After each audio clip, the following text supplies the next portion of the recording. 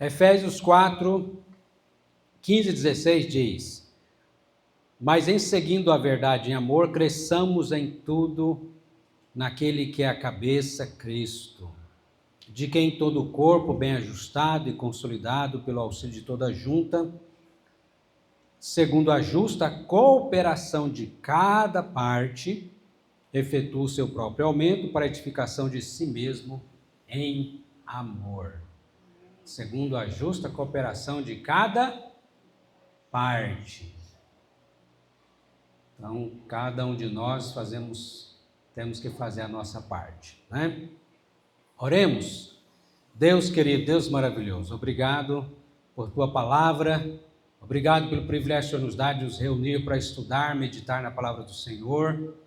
Obrigado, meu Deus, porque fazemos parte do corpo de Cristo, Jesus é a cabeça, da qual nós devemos obedecer, para que assim o corpo cresça, ó Deus, em santidade, em número, e que o teu nome seja glorificado na nossa vida, no nosso viver.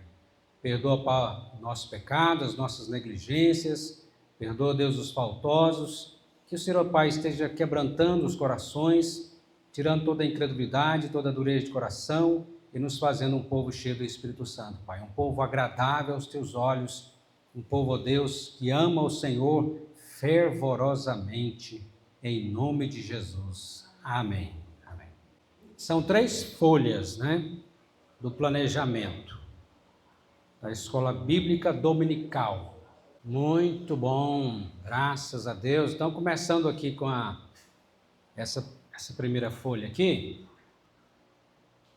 Então, vamos acompanhar aqui a leitura, né, do nosso planejamento. Igreja Presbiteriana de Pontalina, planejamento 2024. Aqui, para a Escola Bíblica Dominical, né, foi feito o departamento infantil e também da nossa Escola Bíblica Dominical. Então, nós temos aqui, está vendo esses quadradinhos aí? Passo 1, avaliação diagnóstica, a gente vai ver como foi feito isso. Passo 2, objetivos e metas. Passo 3, definição de estratégias. Passo 4, plano de ação. E passo 5, sistema de avaliação. Na reunião de planejamento estratégico, definimos as seguintes diretrizes. A visão, qual a visão da nossa igreja, irmãos? Vamos ler juntos? Ser uma igreja bíblica, acolhedora, discipuladora, missionária e relevante na cidade. Para a glória de Deus. Então, você está orando por isso? Para que sejamos essa igreja assim, que é uma palavra, acolhedora, discipuladora, missionária e relevante. Missão, vamos ler a missão? A Igreja Presbiteriana de Pontalina existe para em todo tempo e em todo lugar fazer discípulos de Jesus Cristo, batizando-os em nome do Pai, do Filho e do Espírito Santo, ensinando-os a viverem de acordo com a palavra de Deus. Amém? Tem orado por isso? Ore por isso, para que possamos cumprir a nossa missão, em nome de Jesus, né? Nós temos aqui o texto do Salmo. Antes de tudo, uma exortação importantíssima, é preciso buscar a orientação de Deus através da oração. Se o Senhor não edificar a casa, em vão trabalham os que edificam. Salmo 127, versículo 1. Por isso, conclamamos toda a liderança a buscar o Senhor em oração antes de iniciar esse trabalho de planejamento. Então, planejamento e oração, oração e planejamento caminhando juntos, né? Por isso que nós já trazemos isso aqui, para você levar para casa e colocar diante de Deus em oração essas questões aqui, que nós vamos ver na página 2 aí, a próxima folha agora. Próxima folha, que vai falar do passo 1, que é sobre avaliação diagnóstica, né? Quando você vai no médico, o médico dá um parecer, faz um diagnóstico de como está a sua saúde. Você tomar o remédio, né? Fazer o tratamento. Então, nós vamos fazer o nosso diagnóstico aqui. Aí tem os pontos fortes e os pontos fracos, né? Então, 5 pontos fortes que nós temos na nossa escola bíblica dominical. Número 1, estudo fiel da sã doutrina, da palavra de Deus. Amém? Tem esse ponto na nossa escola? Tem, não tem? Nós estudamos a sã doutrina. Número 2, professores qualificados. Amém? Temos professores qualificados, graças a Deus. Número 3, localização em espaço físico, uma boa localização, né? Nós estamos aqui no centro da nossa cidade. E até então, nós temos espaço, né, para mais pessoas. Número 4, perseverança em frequentar a escola bíblica dominical, né? Enquanto que muitas igrejas já desistiram da escola bíblica dominical, nós estamos ainda com as portas abertas para acontecer a nossa escola bíblica dominical. Perseverança nisso, né? Não desistimos e não queremos desistir da escola bíblica dominical. Amém? Número 5, ponto forte, bom material didático. Revista e o que tem sido apresentado, apostila, bom material didático. Esses são pelo menos 5 pontos fortes, né? Agora, os pontos fracos da nossa escola bíblica dominical. Primeiro, índice baixo de frequência. Vocês concordam? Então, tem muitos que poderiam estar hoje aqui e não estão, né? Então, revela que nós temos esse ponto fraco, a frequência está baixa, né? Número 2, poucos professores envolvidos no departamento infantil. Precisamos de mais professores, né? No caso, juniores e crianças, né? Só tem a Janda e a Gisele. Precisamos de mais professores envolvidos no departamento infantil. Então, se Deus está te chamando, convocando, né, para essa obra, você possa dizer como Isaías, eis-me aqui, né? Eis-me aqui. Então, nos procure a Janda, a Gisele, falou, eu quero ajudar, o que eu posso fazer? O que eu posso ajudar, aprender e estar junto? Número 3, lembrando que isso aqui nós fizemos juntos com os irmãos, né? Você lembra que a gente escreveu, né? E agora foi digitado, nosso irmão Alex fez excelente trabalho para a gente ter isso em mãos. Número 3, pouco envolvimento em convidar visitas. Qual foi a última vez que você convidou alguém para vir à escola bíblica dominical? Trazer alguma criança, algum jovem, alguma pessoa? Então, pouco envolvimento, isso é um ponto fraco também. Não temos convidado pessoas para a escola bíblica dominical. Número 4, falta de compromisso de alguns pais em trazer os filhos à igreja. Então, esse é outro ponto fraco também. Os pais não têm, às vezes não vêm, também não traz os filhos à igreja, né? 5º ponto fraco, faixa etária muito abrangente na sala das crianças, né? De 2 a 9 anos em uma única sala. O ideal é de 2 a 5 e de 6 a 9, e depois outra sala, que é a sala dos juniores, né? Então, a professora, no caso a Gisele, tem que fazer um exercício grande aí para conseguir pegar desde do 2 até os 9 anos, né? Conseguir transmitir para essa faixa etária aí, né? Então, nós precisar de mais professores e mais sala disponível para atender, né? Vamos então, passo 2, metas e objetivos, né? Qual que é o objetivo das metas e desse ponto, desse passo aqui? É que a gente possa alcançar como resolver esses pontos fracos, né? O que a sociedade, o ministério, a escola bíblica dominical gostaria de ser ou ter no final de 2024?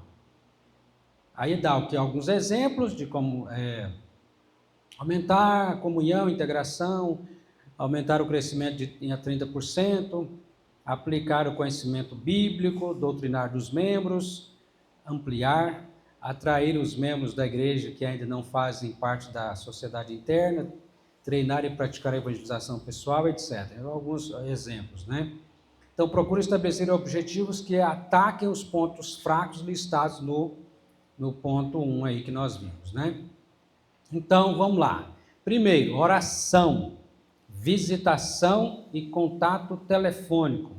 Oferecer carona aos que necessitam. Então, aí você já marca aí. Isso aqui, irmãos, é para nós. Você faz parte da Escola Bíblica Dominical? Amém? Então, depois nós queremos também passar para aqueles que não estão aqui hoje, né? Alguns estão viajando, mas todo mundo que faz parte da Escola Bíblica Dominical precisa de lista. Opa, peraí, oração, conta comigo. Visitação, o que eu posso visitar? Conta comigo. Você não vai visitar, às vezes, tanto como outro que tem mais possibilidade de fazer isso. Mas se você pode fazer uma visita na semana, ou no mês que seja, já é uma benção. Então, um contato telefônico, né? Ligar ou mandar uma mensagem, né? E oferecer carona aos que necessitam. Então, marca aí como, se você está dentro da Escola Bíblica Dominical e quer que a Escola Bíblica Dominical seja uma bênção, começa em você. Eu estava vendo a música que nós estávamos cantando aqui, o hino, né? Que fala, sonda-me, ó Deus, né? E aí a última estrofe fala, o avivamento vem. E que começa em quem o avivamento? No outro? E começa o avivamento no outro, depois em mim. É isso que nós cantamos? Não, né? Que comece em mim. Então eu tenho que assumir a responsabilidade. Então, pastor, vai fulano, beltrano, ciclano não faz. Não, começa em mim, eu vou fazer. Se o outro não fizer, que Deus corrija ele, traga disciplina sobre a vida dele, porque aí, né, eu estou fazendo a minha parte, eu quero fazer a minha parte. É assim que a gente tem que assumir a nossa responsabilidade, né? Amém?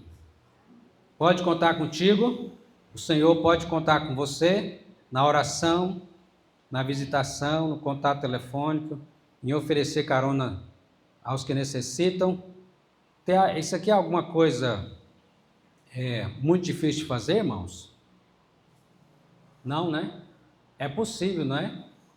Então você vê que são coisas possíveis, como o próprio planejamento sugere aqui. São metas alcançáveis. Não colocar uma meta que a gente não, vamos trazer até o final do ano metade da cidade de Pontalina para a escola dominical.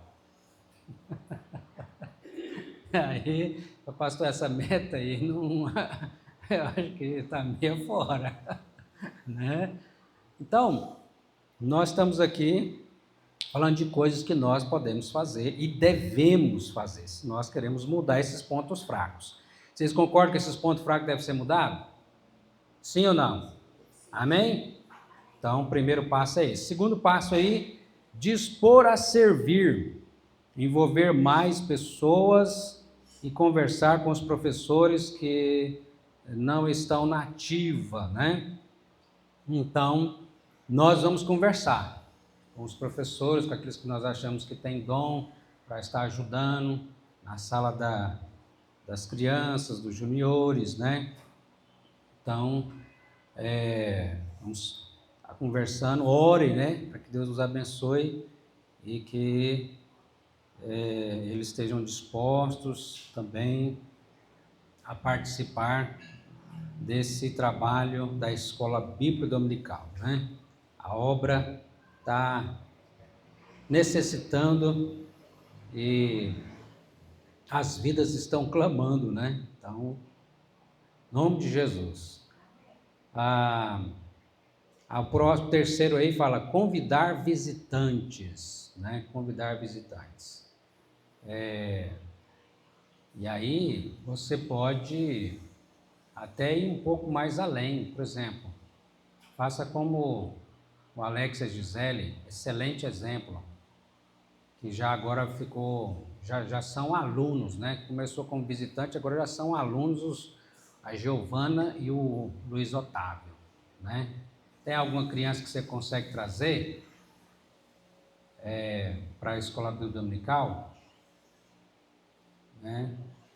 E aí convidar, tem a cidade inteira aí que a gente pode convidar, né? E nós íamos atrás, né? Íamos atrás.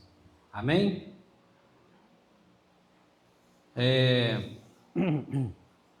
Inclusive aqueles que são membros também, que precisam receber convite também. Estou sentindo sua falta na escola dominical.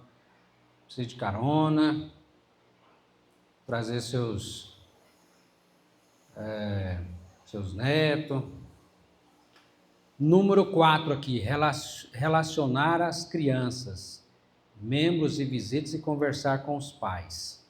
Então, depois nós vamos passar também para os irmãos.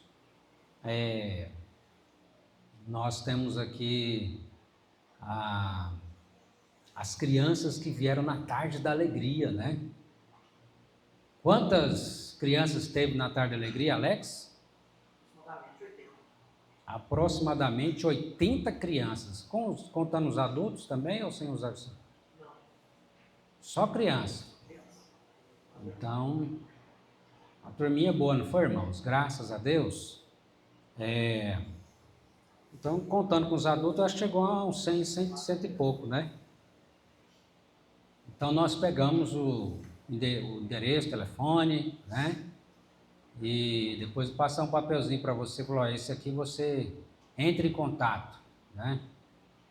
Entre em contato, gostei de você ter vindo na tarde da alegria, gostaria de convidar para a escola bíblica dominical. Olha aí que legal. Consegue fazer isso pelo Zap? Está lá o Zap, é só mandar. Depois a gente passa os contatos para vocês, né, da lista.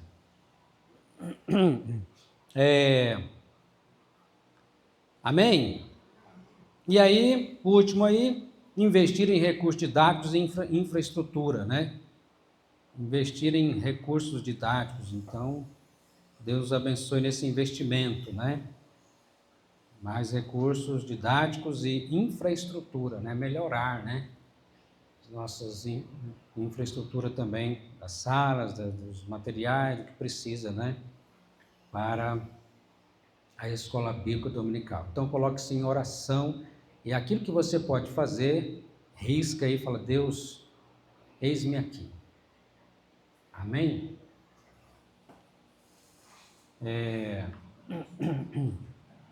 Muito bem. Alguma dúvida até aqui, irmãos? Não, né? Ok, então vamos para a terceira página aí, terceira e última folha. Definição das estratégias, né? Que é agendar visitas. Você que vai visitar, você precisa de agendar. Se você não agendar, você não faz. Eu preciso de visitar, nossa, eu preciso de visitar, nossa, eu preciso de... Se ficar só não precisa, irmãos, a gente tem que... Às vezes nossa agenda é meio corrida aí, você precisa colocar qual dia, qual horário que eu posso e que eu posso conseguir fazer isso, né? Não sei se vai ser no final de semana, se vai ser durante a semana, se vai ser durante o dia, se vai ser à noite, mas você precisa agendar. Esse é um passo importantíssimo para que isso aconteça, né? Para que não fique só no papel aí ou no pensamento. E o outro, dispor a oferecer carona, né? Se você quer trazer a criança à igreja, falou, você quer que eu te leve, te trago de volta à escola bíblica dominical? Então, e aí tem esses outros aí que você pode acrescentar, o que você pode também estar fazendo, né? Para executar, né? A execução das estratégias. E depois vem outro passo que não colocamos aqui, que é da avaliação, mais na frente, né? O plano de ação e sistema de avaliação. Nós não chegamos a essa, mas depois depois de estarmos fazendo, isso aqui, irmão, isso aqui a gente volta e meia vamos estar trazendo, porque senão a gente cai no esquecimento, né? Avaliar para ver como é que está. Daqui um mês, avaliar. E aí, como é que todo mundo está fazendo? Conseguiu fazer a visita? Está orando? Conseguiu trazer alguém? Convidar alguém? Fez contato telefônico? Né? Então, assim a gente vai desenvolvendo e para a gente sair daquela rotina que nós já estamos acostumados, de vir para a igreja, senta, escuta, volta para casa, acabou, pronto. Já cumpri a minha parte religiosa de crente.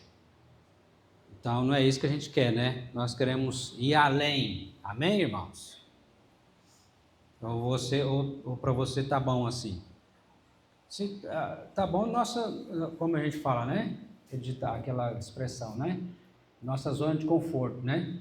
A zona de conforto tá bom assim, né? A gente vem para cá, senta, escuta, mal e mal a gente grava alguma coisa, volta para casa e pronto, até o próximo domingo, se Deus quiser. Então, a gente tem que mudar esse disco aí, mudar o disco, colocar agora esse plano estratégico em ação para que sejamos bênção, né? Recebendo de Deus, nós temos recebido bastante, né? Graças a Deus. Agora, nós precisamos também compartilhar. A gente não pode ser um crente mar morto. Já ouviu falar do mar morto? Lá em Israel? Por que esse mar é chamado de mar morto? Pelo menos duas coisas principais, né? Pela quantidade de sal, que é muito sal. Sal exageradamente em quantidade. E o mar morto só recebe. Ele não compartilha a água dele com nenhum lugar outro mais, né? Só recebe. As águas vão para lá e ficam lá e pronto, e acabou. E por lá evapora e não tem evasão para outro, vai para um outro lugar, ligando outro mar, ligando algum outro rio, não, só ali. Então, a gente não pode só receber, né? Nós precisamos ser como um rio que vai levando, compartilhando, e onde esse rio vai passando, o verde vai se vindo, né? Como diz lá o Salmo 1, né? Bem-aventurado aquele que não anda no conselho dos ímpios, não se detém no caminho dos pecadores, nem se assenta na roda dos escarnecedores.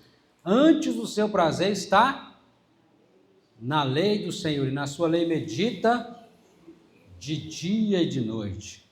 Ele é como árvore plantada junto à corrente de águas, que no devido tempo dá o seu fruto.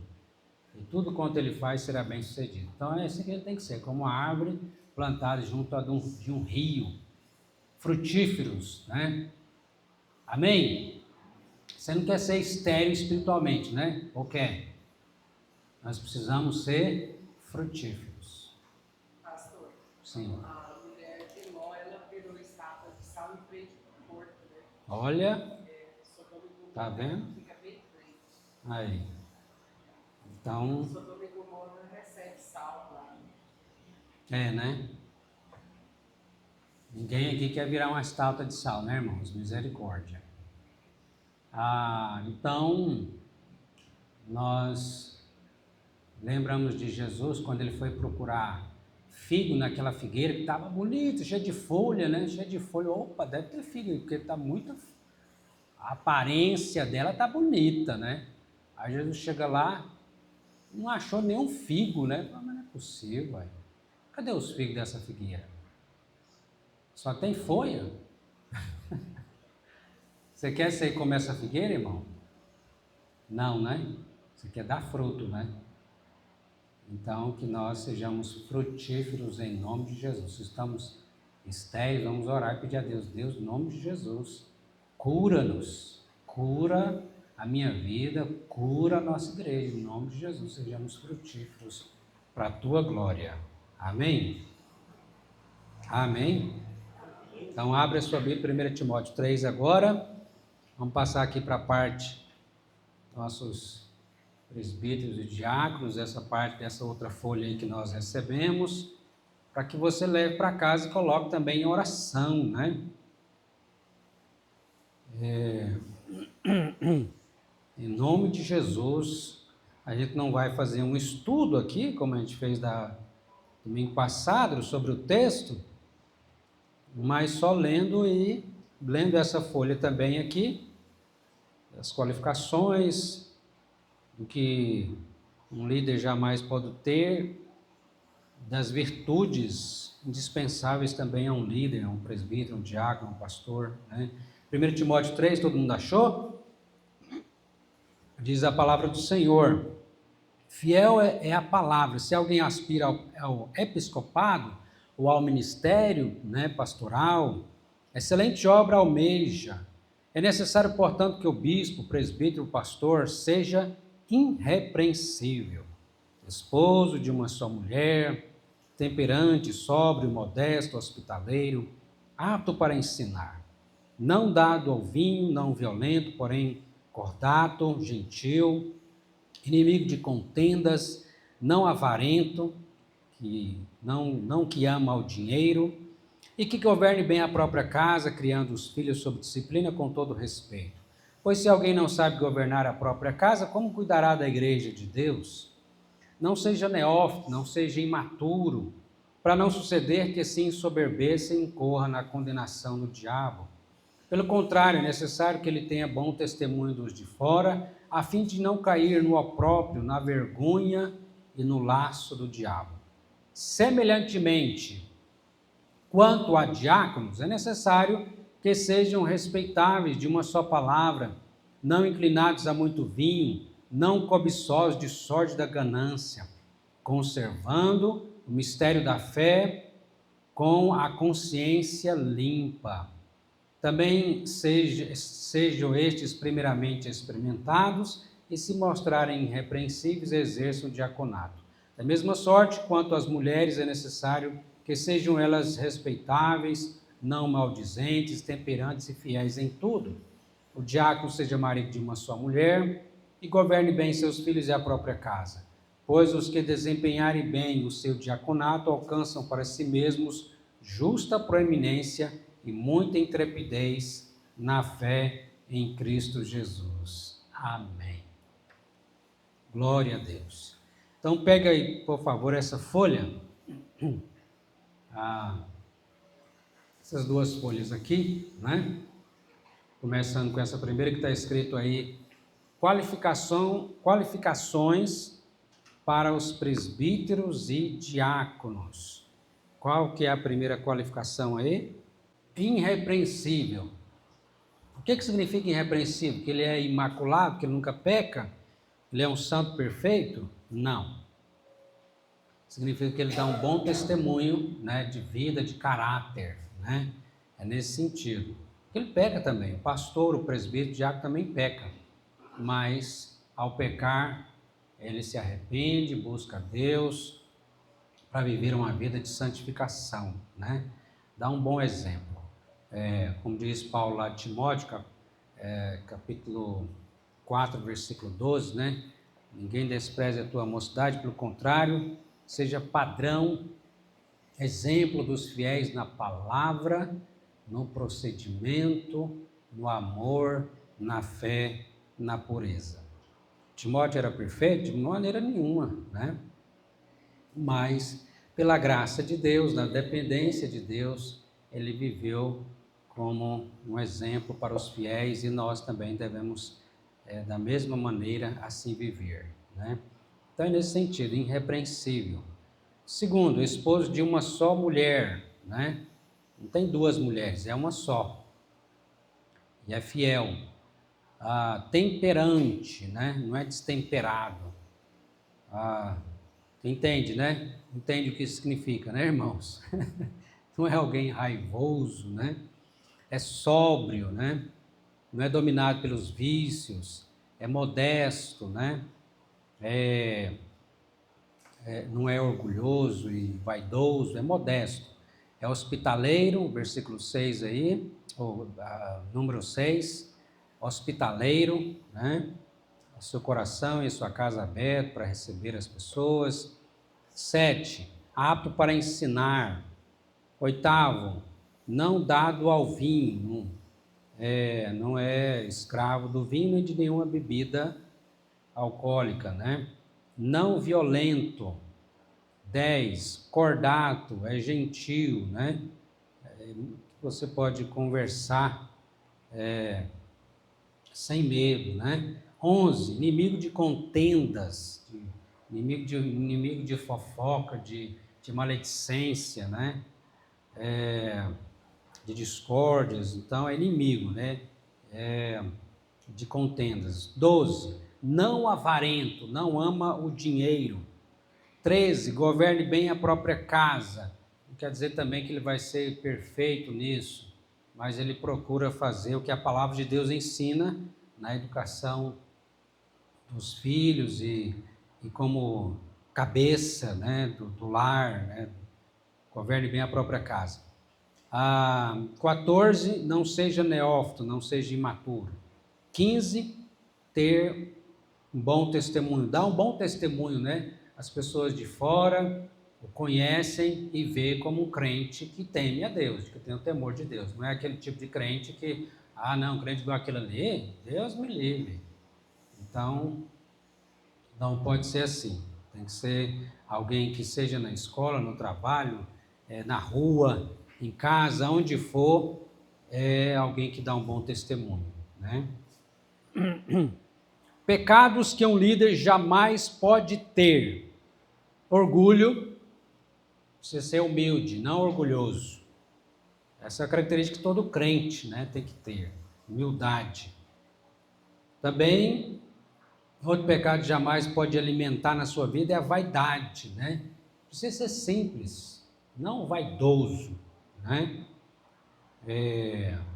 Terceiro, arrogância. Não, precisa ser alguém manso, humilde. Preguiça é o quarto aí, também não pode ter preguiça. Quinto, falsidade, não pode ser hipócrita, falso, né? Tem que ser verdadeiro, sincero, honesto. Sexto, falta de domínio próprio, não pode faltar o domínio próprio, né?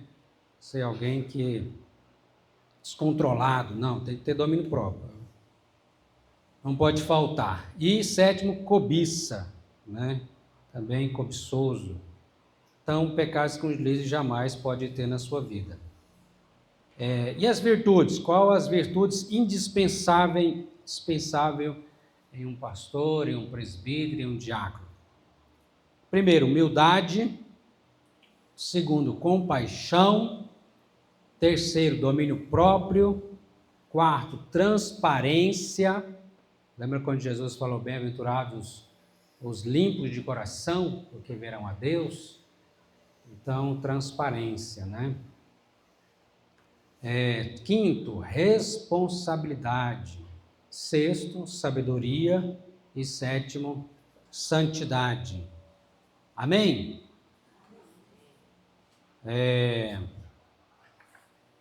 Vamos à outra folha? Qualquer dúvida ou qualquer palavra, pastor, quero falar aqui, pode levantar a mão e já fala também. Pode compartilhar a sua... Qualificações para a diaconia, 1 Timóteo 3. Veja que tem algumas coisas que parecem muito lá com a primeira lista, né? Respeitáveis. 2, de uma só palavra. Não pode ser... Fala uma coisa, depois já não tem como confiar na palavra de fulano. Como eu ouvi certa vez, em Goiânia, um irmão falando, palavra de fulano e um risco na água é a mesma coisa. Tá vendo? Já tentou fazer um risco na água? Não tem jeito. Então tem que ser sim, sim, não, não. Né? 3, não inclinados a muito vinho, não pode ser dominado por vinho nenhum tipo de vício. 4, não cobiçosos de sórdida ganância. 5, conservar o mistério da fé. O mistério aqui, o evangelho, né? Tem alguém que conhece a palavra de Deus, né? E ama essa palavra, respeita essa palavra, né? Não quer dizer que ele vai conhecer tudo de Bíblia, mas quer dizer que ele respeita a palavra de Deus e procura conhecer essa palavra, né? 6, consciência limpa, né? Consciência limpa. Então não é alguém que vive no pecado com a consciência, né? Não, eu tenho a consciência tranquila e em paz diante de Deus, né? 7, experimentados, né? Já tem uma vida que não é mais não é um neófito, não é um imaturo na fé. É alguém que já tem uma experiência de vida cristã, né? 8, irrepreensíveis, a mesma coisa lá do presbítero, né? Que dá um bom testemunho, tem um caráter respeitável, né? Então, não é alguém que tem que ficar chamando a atenção daquela pessoa que é uma pessoa repreensível, não é uma pessoa irrepreensível, né? Não é perfeito, como eu disse, mas procura viver uma vida de temor a Deus que agrada a Deus, né? Os seus relacionamentos. 9, não maldizente. Não maldizente. Não pode ser um fofoqueiro, não pode ser um que causa discórdias, né? Pelo contrário, né? 10, temperante. Temperante, então não é irritadiço, né? Mas procura viver o fruto do Espírito Santo da mansidão, né? A mansidão, que é fruto do Espírito Santo na nossa vida, que todos nós precisamos. Eu me lembro do irmão que ele foi eleito diácono, né, na igreja, um tempo, né? Antes disso, né, ele deu o testemunho dele, falou: pastor, diz que tem aquele ditado que fulano tem o estupim curto, né? Pois é, nem estupim eu tenho. Porque quando ele vê já está estourando, né? Ele ainda é caminhoneiro, né? Diz que nas estradas, aí o pessoal xingava e ele também ia no mesmo, e dava o dedo, e ele também dava o dedo, e aquela coisa, né? E aí ele falou: Deus, isso tem misericórdia de mim, eu sou um crente, eu tenho que dar um bom testemunho, eu preciso ser manso, né? E aí Deus deu para ele a mansidão, né? E a gente viu isso, a vida, a transformação na vida dele, né? Às vezes no trânsito também, como antigamente, já não era mais como antigamente, né? A pessoa lá buzine, dá o dedo e xinga, é só dar um tchau, vai com Deus, estou indo, né? Então, pela graça de Deus, a gente viu a transformação na vida do nosso irmão, né? Temperante, fiéis em tudo, né? É fiel, não é infiel. E 12, governe bem seus filhos e a própria casa. E aí, letras grandes aí para você não esquecer, oremos para que os nossos pastores, presbíteros, diáconos e líderes tenham essas qualificações e virtudes e não caiam naqueles e outros pecados. Amém? Você vai orar? Você vai orar pelo seu presbítero, seus presbíteros, pelo seu pastor, pelos seus diáconos. Você está orando por eles, né? Nós estamos aí caminhando para eleição de presbíteros, de diáconos, né? Então, ore ao Senhor, leve essa folha, coloca diante de Deus de joelho ou sentado, apresenta de Deus, está aqui. Quero pedir ao Senhor pela vez dos nossos irmãos, conceder-lhes a tua graça, né? Que Sejam sábios e santos, né? Resumindo em 2 palavras, né? Sejam sábios e santos, né? Amém, irmãos? Agora abra a sua Bíblia lá em Atos, capítulo de número 6. O que é um diácono? Diácono, a palavra diácono no grego é servo, é ministro. E nisso todos nós somos diáconos. Todo crente é um diácono, é um servo, é um ministro. O próprio Senhor Jesus Cristo foi um diácono, o maior de todos os diáconos, né? E pois ele mesmo diz lá em Marcos 10, 45, o próprio Filho do Homem não veio para ser servido, mas para servir e dar a sua vida em resgate por muitos. Então, o maior de todos os diáconos foi Jesus. E todo crente é um servo, é um diácono. E nós temos aqui primeiro momento, né? Um momento muito especial na igreja de Atos, onde foram eleitos 7 homens, né?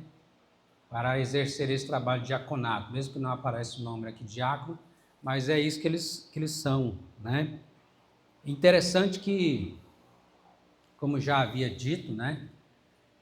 O inimigo querendo parar o crescimento da igreja, a gente viu lá que Pedro prega em Atos 2, quantos se converteram? Atos 2? Quase 3.000. Crescimento grande, não foi? Que benção, já pensou? Oh, glória! E aí vem a perseguição. Atos fala a perseguição religiosa em cima dos prendendo e maltratando, e de toda maneira o diabo querendo parar a igreja, né? Os irmãos, os discípulos, não conseguiu. Atos capítulo 4 fala dessa perseguição. E aí Atos 5, outra estratégia de Satanás. Qual foi a estratégia?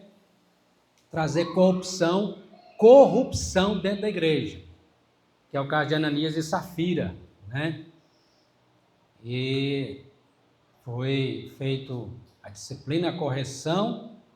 Eles mentiram contra Deus, contra o Espírito Santo, e a igreja continua no temor do Senhor, o temor de Deus, tanto na vida da igreja, como também fora dos arraiais da igreja, o temor de Deus, né? Entenderam que está lidando com Deus santo, não caíram na corrupção, né? E agora em Atos 6, o problema é outro, é a distração. O diabo então chama os apóstolos, né, a tentativa de distraí-los com outra coisa que não fosse a oração e a palavra. E aí nós temos aqui uma bênção no capítulo 6, versículo 1 e o versículo 7. A bênção, né, do crescimento continua, que fala em versículo 1, olha comigo. Ora, naqueles dias multiplicando-se o quê? O número dos discípulos. Bênção de Deus, né, irmãos? Multiplicando-se o número dos discípulos. Então a igreja estava crescendo, amém? E aí, houve o problema. O problema foi resolvido. E a solução dos problemas aqui foi a eleição dos diáconos. E aí, capítulo 6, versículo 7, fala o que acontece então quando o problema é resolvido. O que diz verso 7? Crescia a palavra de Deus e em Jerusalém se multiplicava o número dos discípulos. Também muitíssimos sacerdotes obedeciam à fé. Então, para que a igreja, os problemas vão surgindo, mas quando os problemas vão se resolvendo, né, com a direção de Deus, aí a igreja não para o seu crescimento. Então vamos ver como foi a solução do problema. Versículo 1. Diz que, multiplicando-se o número dos discípulos, houve murmuração. Olha o problema, murmuração dos helenitas contra os hebreus, porque as viúvas deles estavam sendo esquecidas na distribuição diária. Problema sério aí, as viúvas estavam, certas viúvas, as viúvas dos helenitas, estavam sendo esquecidas. Qual que foi a solução? Então os 12, lembra dos 12? Os discípulos convocaram a comunidade dos discípulos, né, os apóstolos, e disseram: não é razoável que abandonemos a palavra de Deus para servir às mesas. Então, qual que vai ser a solução? Talvez eles poderiam, não, vamos tentar resolver nós aqui, os apóstolos, vamos lá distribuir essas cestas, vamos lá, vamos resolver de maneira mais imediata. Mas Deus deu a eles sabedoria. Versículo 3, o que os apóstolos fizeram?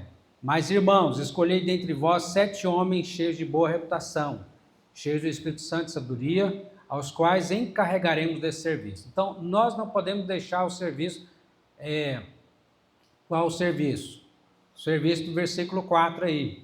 Quanto a nós, os apóstolos, consagraremos aos presbíteros, os pastores, consagraremos a oração e o ministério da palavra. Nós já temos um ministério, que é o ministério da palavra. Não podemos deixar esse ministério para fazer outro ministério, né? O ministério aí da diaconia. Então, vamos eleger homens para esse trabalho. E aí, versículo 5 fala disso. A comunidade participando, né? Não foi uma coisa que simplesmente os apóstolos resolveram sozinhos, não. A comunidade, eles jogam a questão para a comunidade resolverem juntos. O parecer agradou a toda a comunidade e elegeram 7 homens aí. Estevão, homem cheio de fé e do Espírito Santo, Filipe, Prócomo, Nicanor, Timão, Parmenas, Nicolau, Prócero de Antioquia. E é interessante, irmãos, que todos esses nomes aqui são de helenitas. A igreja confiou, né, a esses homens, né, tanto para resolver aqui na questão da distribuição para os hebreus, como para os helenitas, a distribuição aí, o cuidado com as viúvas, o cuidado com aqueles que estavam necessitando, né? E apresentaram perante os apóstolos, esses orando impuseram as mãos, né? Impuseram as mãos, ordenaram, consagraram esses homens ao diaconato. Agora vocês percebem, irmãos, o trabalho do diácono não é inferior ao trabalho do presbítero. São trabalhos diferentes. Se não fosse o diácono, ai dos presbíteros, ai do pastor. Então, eu estou lendo um livro aqui, as marcas de uma igreja saudável, né? 9 marcas construindo igrejas saudáveis. Uma dessas aqui, falando sobre os diáconos, né? E ele diz aqui no livro, fala o seguinte, que uma igreja aonde os diáconos exercem a sua função é uma igreja rica. A igreja que tem diáconos trabalhando é uma igreja rica. Mesmo que ela seja pobre financeiramente, mas é uma igreja rica. Mas uma igreja onde faltam diáconos, onde os diáconos não exercem a sua função, é uma igreja pobre. Então, queridos, veja a importância do trabalho diaconal na igreja, né? E louvado seja Deus pela vida dos nossos irmãos que entenderam isso e têm desempenhado a sua função como diáconos e nós dando apoio também a eles, né? Não quer dizer que nós não podemos e não devemos ajudá-los, mas vejo aqui, né, os apóstolos entenderam, nós não podemos abandonar a palavra, vamos eleger homens que possam cuidar dessa parte social, da ação social, né, na igreja, que tem a ver também com a parte espiritual, porque nós cuidamos do corpo e da alma, né?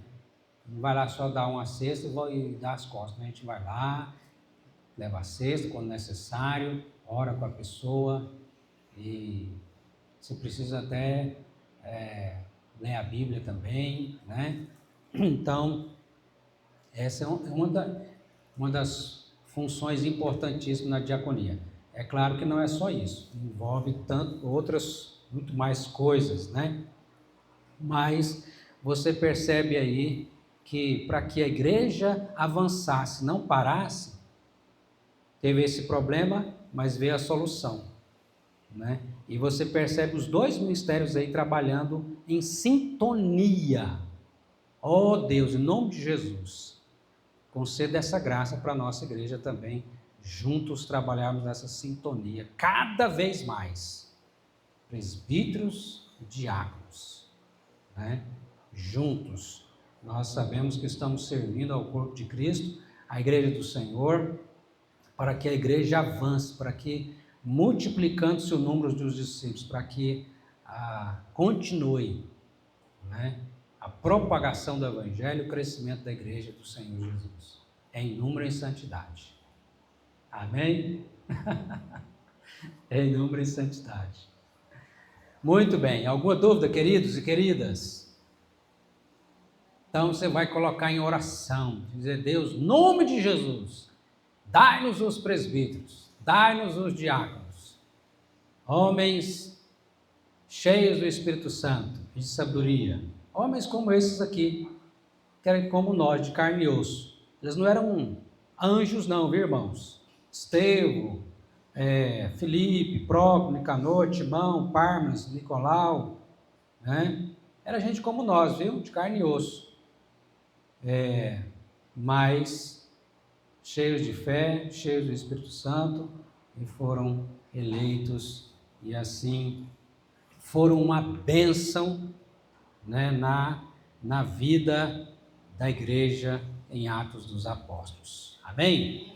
Nós queremos que os nossos presbíteros sejam uma bênção, os nossos diáconos sejam uma bênção, então ore por eles, né? Amém. Amém. Em nome de Jesus, e os apoie, né? Oremos então ao Senhor, vamos falar com o nosso Deus. Deus querido, Deus maravilhoso, te louvamos, te agradecemos, ó Pai, pela vida dos nossos presbíteros, dos nossos diáconos. Ó Deus, é o Senhor quem chama, quem vocaciona, quem capacita. Então, ó Pai, em nome de Jesus, esteja abençoando a vida dos nossos irmãos, abençoando a vida de cada um de nós, ó Pai, nos fazendo sábios e santos, nos dando a graça de ter essas qualificações para a glória do Teu nome. Dependemos de Ti, Senhor. Não é na nossa capacidade de força, mas é na força, ó Deus, e na capacitação que o Senhor dá para cada um de nós. E que como igreja possamos entender, ó Pai, esse trabalho glorioso, nos sentirmos honrados em poder servir a igreja do Senhor e assim servir ao Senhor, ó Pai, no trabalho que o Senhor tem nos chamado. Abençoa, ó Pai, a vida de cada irmão, de cada presbítero, de cada diácono, ó Pai, da Tua igreja. Ó Deus, nos abençoe nesta eleição, esteja, ó Pai, nos preparando, nos vocacionando, nos conduzindo, ó Deus, a cada irmão, em nome de Jesus, Pai. Ó Deus, que o Senhor nos desperte para a Tua glória, é o que pedimos agradecido em nome do Senhor Jesus Cristo. Amém. Amém.